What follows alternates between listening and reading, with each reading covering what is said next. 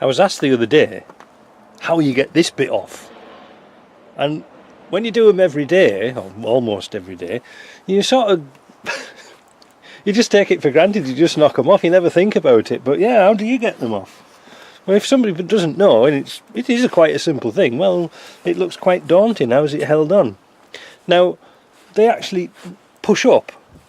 This one's broken. It's got a little crack in the back, so when we knock it off, it'll probably be a bit tricky to get off. But anyway, once they're off, I'll show you how it goes.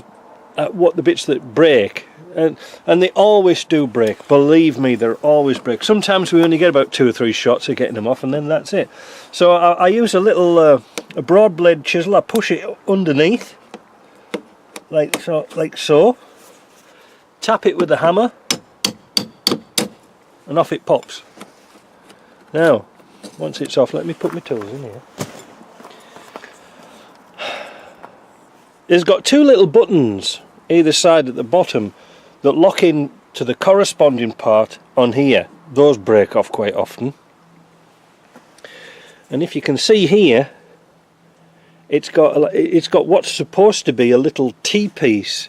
Well, one of those little wings has broke off, and this has opened up, so that's sort of virtually scrapped. But this is my pickup, so I don't really care.